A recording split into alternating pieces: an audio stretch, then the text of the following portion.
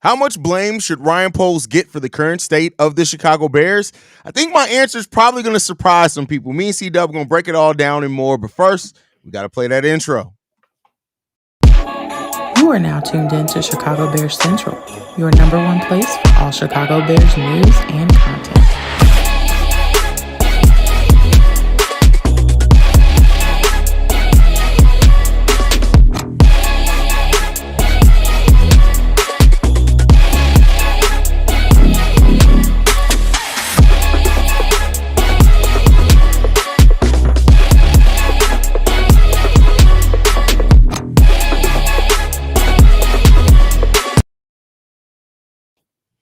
What's going on, Bears fans? Welcome to another episode of Chicago Bears Central, your number one spot for everything Chicago Bears related. We got C-Dub and myself, Haize, in the building. I'm stepping in for the short one himself, Bobby. He's out. He went and got that leg lengthening surgery, so he may be out for a little while now. Bobby's out celebrating his birthday. Shout out to Bobby, man, on his born day and all that, man. Hopefully Bobby's having a great time out in Chicago.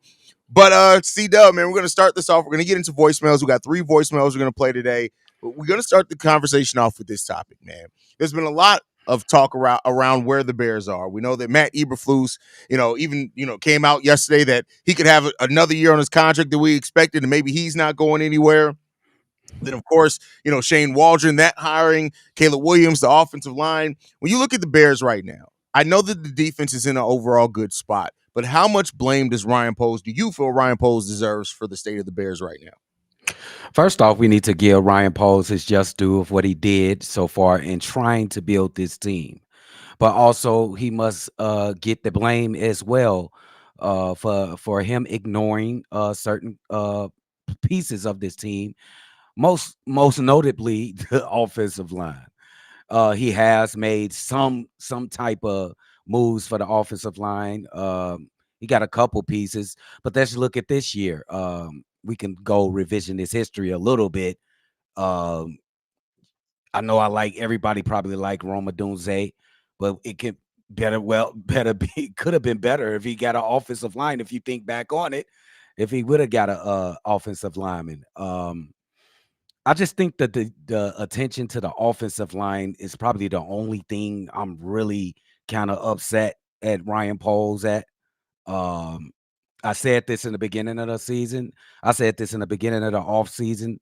I'm not trying to take credit for it because I was happy with the team when we started the season, but it is just obvious that we need attention to this offensive line, and I think he deserves all of the blame for not building the requisite pieces to be successful. And that's much where I am as well, C-Dub. It just comes down to a simple fact for me. I'm going to make it real simple and straightforward. Ryan Poles is the orchestrator of this team. He's the architect of this team, which means that everything about this team falls on him. The only thing that Ryan Poles is not responsible for is if Ryan Poles keeps his job. That goes to Kevin Warren. Everything else is up to Ryan Poles, the coaching staff, the coaches, even down to the position coaches. Yes, he allowed Matt Eberflus to make the decision to build his staff, but at the same time, Ryan Poles, you got just like we judge Eberflus say, hey, the defense is great, but you're not a defensive coordinator. Ryan Poles' hands needs to be in everything. And if Matt Eberflus was making decisions and these end up not being the right decisions, yeah, Eberflus is going to get part of the blame, but so are you. And I'm not even necessarily upset at the drafting of Roma Dunze per se. The problem that I have within this one is the fact that you drafted him. Why did you trade for Keenan Allen if you knew you were going to go after a wide receiver in the first round with your second first-round pick? You could have kept that. And you could have drafted an offensive lineman in the 4th round, because what it's been so far is Keenan Allen has been a goddamn luxury, a luxury that we haven't even really been able to take advantage of, we being 100% honest. And then when you look at some of the offensive linemen, both guards and tackles that went in the 4th round of this draft, they're better than a lot of people that we have. Yes. What about our guy, Karan? He hasn't he's been injured off and on all season. The first time he got in the game and played meaningful snaps, he's been hurt. He's been hurt since. Let me ask you this question, Drip. Do you think they overdid it? This is kind of my thought, that they tried. When you say they got Keenan Allen, they didn't need to get Keenan Allen because they were going to draft wrong.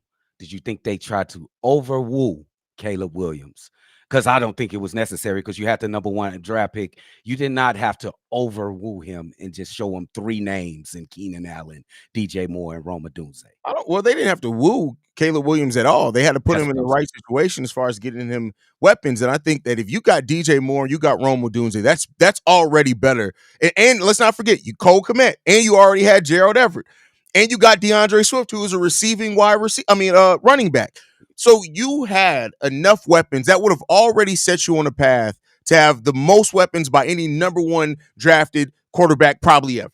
And so I understood it at the time. I still understand it. You want to get a veteran piece. Keenan Allen's theoretically that piece that could take the top off the defense. You don't know exactly what Rome Odunze is going to be, so you want something that's kind of a surefire thing there. But in hindsight, and this is the part of GMing that you have to be able to do, you got to be able to survey the present and the future. I feel like going after Keenan Allen and Rome Odunze was too much of just living in the present and ignoring something that's been a glaring hole since before. We're talking about since Mitch Trubinsky.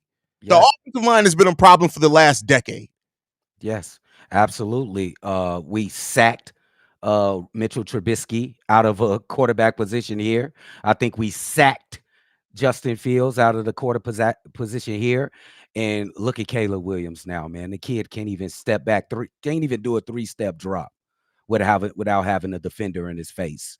So, man, we need to pay attention to this offensive line. I'm not at the mode where I'm like, fire Ryan Poles or nothing, because I think he's done more good than bad. But come on, you gotta listen to the red flags, Ryan Poles. And I'm sure he's gonna be paying most attention to the offensive line this offseason. He just has to. He just got to. Yeah, there's no excuses. Now, he's part of the problem, but he has a chance to be part of the solution, meaning you got this offseason to correct it. We don't want to hear no 1 year plan. I don't want to hear no 2 year plan. You got the 6 months of this offseason to fix this offensive line. That better than what if we don't go into the 2025 season looking at this offensive line and be like, hey, Pros did his work to improve this offensive line. It's a failure of an offseason. It's a fucking failure of an offseason. Absolutely. This has been the same thing. It's like we've seen this before. You know what I'm saying? For the last 3 quarterbacks we had in rotation over here. Bro, so we got to change. I think the last time we had a above average offensive line, I don't think I had any kids yet. My oldest is 18. What's the guy who get the old guy up in the CHGO? What's his name? Olin Kreutz. Yeah, that's the last time we had a good offensive line when Olin Kreutz played, bro. So, I mean, like, I'm just saying, like, I got a whole adult child right now. And I think the last time I could say that the Bears had a really, really damn good offensive line that was above average literally was before my son was born. That's a shame, man. He just gonna grow up and just say, man, we've been trash offensive line my whole life. Bro, that's crazy. Hey, listen, he's a Kansas City Chiefs fan right now. I can't even blame him. See, that's what happens right there. What happens when you have a franchise that's inept? I'm a 4th generation Bears fan, and my son is a Chiefs fan. Come on, man. I see Chicago kids, my boss's son. I come and talk to him about the Chicago Bears. He's like, man, the Chicago Bears suck. I'm like, I can't even cuss the shorty out. I can't cuss him out. He's right, and he's 7. That's crazy, bro. Crazy.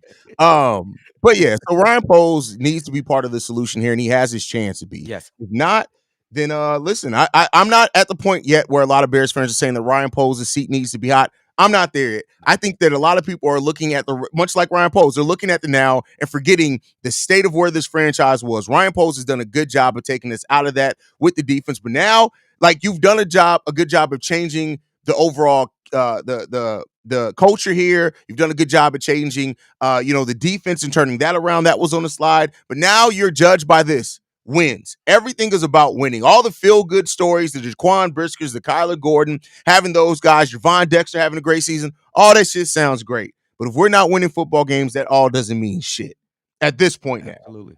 This is now your 3rd rebuilding season. You don't go 4th. The 4th needs to be a competing season. Absolutely. And just not, even if you do this, just fire the coach, Matt Eberflus. That's not enough. Even if you do that. I need to see some work on this offensive line. I don't care if you fire him or not.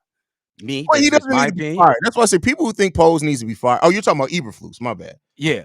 If Flus gotta go. Eberflus, it don't matter. If you do it or not, that's your decision. Hey, hold Number one on. You is see that? I see you You see flexing. the That's why drip? I ain't even Hold on. looking. I Oh, ain't even you looking. see the drip? You see the drip?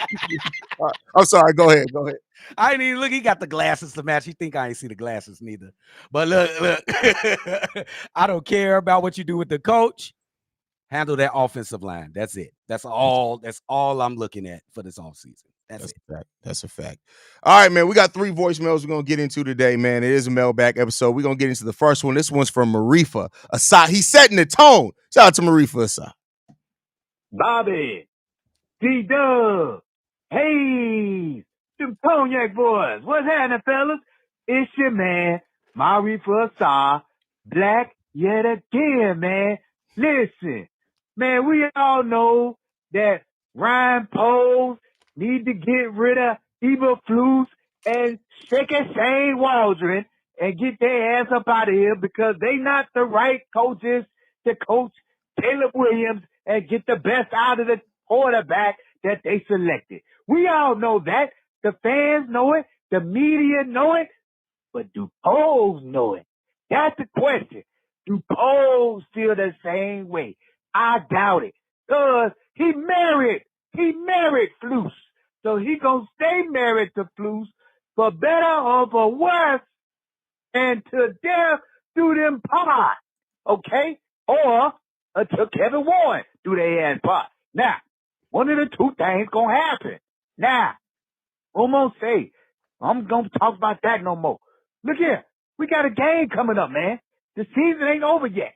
We gotta play a game that we are possibly the last game we gonna ever be favored to win. Okay? Now, if we can't beat the Patriots, which is the sorriest team in the league, right now they got the number 1 draft pick. If we can't beat their ass, then we need to be kicked in our ass. Okay? Now, I'm going to tell you my 3 keys to victory. Before we get started, 3 keys. Number 1, second Shane Waldron, he got to call a quicker plays for Caleb. Caleb needs to see some wide receiver quick slant and some 5-yard passes to the tight end and the running back. Keep the chains moving. All right? Holcomb got to get the ball. Number 2, Caleb needs to stop trying to go after the deep ball all the goddamn time. Take the check down and what the defense give you. I know the offensive line is trash, and you're running for your goddamn life all the time because the line can't block for 2.5 seconds. I know it, but you got to get that ball out quick. Set your feet, arm down, and throw a good ball. Okay, number 3, defense got to stop that run. The Bears be getting their cash from all year long. The rushing that Stevenson over there, we got to stop his ass in the rushing yard. Then we can get after that quarterback. Stop him. That's how we going to win. And we going to win good. All right? I'm going to get up out of here. Got a place to go. Got piece to see. But you know what I'm going to say before I leave? It's Chicago up and bad out, baby. FTB. Let's Marifa Asai needs to take a chill. Like, bro, what does he put in his coffee is the biggest question there. And so, one of the thing. Listen, Marifa Asai really don't even be asking questions, and he really just want to hang out, which is fine. We're gonna work on that for you. But do you think that Ryan Poles is as tied to the future of Matt Eberflus as what Marifa Asai laid out here? At least he mentioned that they're married to each other. Do you think their futures are that tied together? I personally don't. What do you think? I actually don't. I don't think they tied with each other. I think it's some excellent football coaches that are going to be available during the off season, and I don't think he want to tie his career with Matt Eberflus, especially with the record he's presented. I just wanted to touch into moving Shane Waldron. I want to break the cycle. For the last 3 quarterbacks, they've had a different offensive coordinator the second year that has not worked out for us. Let's slow our roll with trying to get rid of Shane Waldron and do the same thing we've done with the last two young quarterbacks. It has not worked out. I think mostly the problem is the offensive line. We get that offensive line fixed, and it will be better results.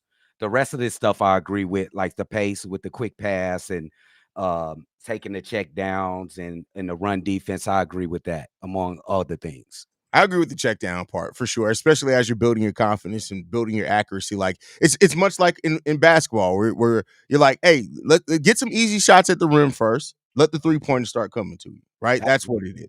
100%. And so, and I disagree with Chris Evans here as well. He says if he's not tied to the hip, Flus should be gone. No, being tied to and married to are very different. I think that Ryan Poles Bears are literally tied to Matt Eberflus because there's a contract. That's it. And most of even what we heard in the last day or so when we hear about Matt Eberflus potentially staying on and the decisions being made, it sounds like it's more contract and money based. Now, I'm not saying that that's the right decision.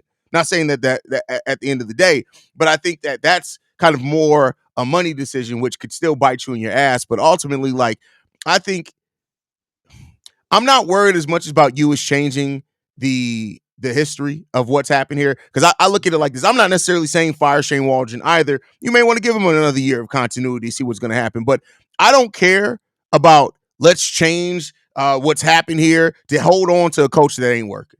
The thing, a part of it that I want to change is go out and get the right motherfuckers. That way you ain't got to worry about firing them every 3 years. That's the part that I'm worried about. Firing somebody who's not doing the job or living up to the expectation, that's never a problem. I don't give a damn if the cycle has happened 15 times. You fire people that aren't working. The bigger question I have here is why do we keep hiring people that don't fucking work? What is the thing here? Is it the Bears? Is it what are we doing to where we've gone through 3 head coaches in the last 5-6 years, if I'm not mistaken? Yeah.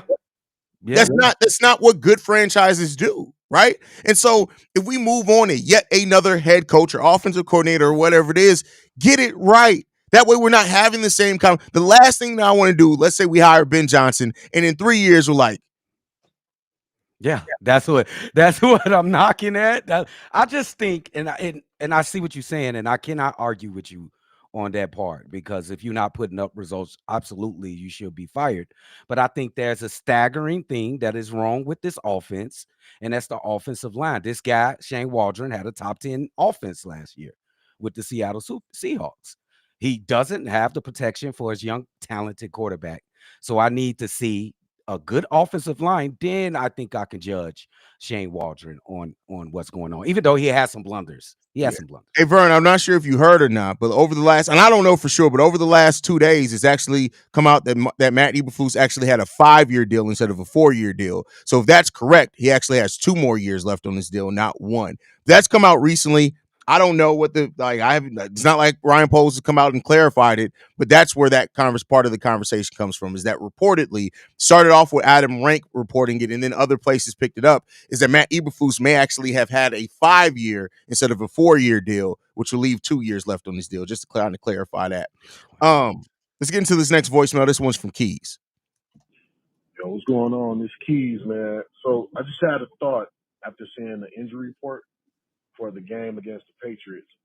We have absolutely no tackles. And we got Larry Borum, who just came back. And then we also got probably have to move Matt Pryor out to right tackle. And it's a battle between Ryan Bates and Nate Davis going at right guard. Here's a thought. Now, Haize, I know you don't mess with former Packers coming to the Bears, but there's a guy that just played for the Packers who was very solid, but I don't think he signed with anyone, and that was David Bakhtiari. He's still a free agent out here, and I think he is way better than anything we got, except for like Donnell Wright. But I know he's had his injury history, but when he's come back, he's been very, very solid. Because right now you throwing Caleb out there and he ain't got no protection really.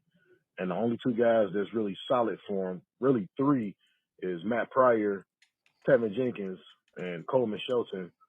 And to be honest, is just musical chairs. So in that regard too, when you look at it for the guys we could have traded for, Poles did not do it right for him. But I still get why he probably didn't chase anybody, because maybe the guys he wanted to go after are seen the same way as he got right now, with exception of Darnell Wright. Um, man, it's gonna be a tough game Sunday if we don't get this boy protected, because forget the concept of going downfield. Shoot, are we gonna be able to even move the ball in the short radius of just 2 yards? So let me know what you guys think. Shot town up, bear it down. No ops. Simple. No, here's the thing that I'll say on this is that David Bakhtiari back in June said that he wants to play another couple of years. Since then, despite being a 5-time All-Pro tackle, nobody has signed him. Nobody has signed him. He tore his ACL in 2020, and I don't think anybody has picked him up yet. So to me, if you're this far into the season with all the help that people have needed on the offensive line, I don't think he's going to come in here and save the Chicago Bears offensive line. What do you think? I'm with you with that, Haize. Just look at all these offensive linemen out. I think Tevin Jenkins will play though, and Ryan Bates will play, but nah, he ain't gonna help, bro. It's over with. It's a reason he's not playing for the Green Bay Packers anymore. It's a reason nobody else has picked him up, and plus he's an op. No way, I'm good. Yeah. I mean, the Packers just paid him $2 million to go away. What? You? What is you all? You a secret agent? Who? What's my man name? Who on the mailbag? Who? Which one? The one we just heard. What's his name? Keys. What is you? What you on a double agent shit?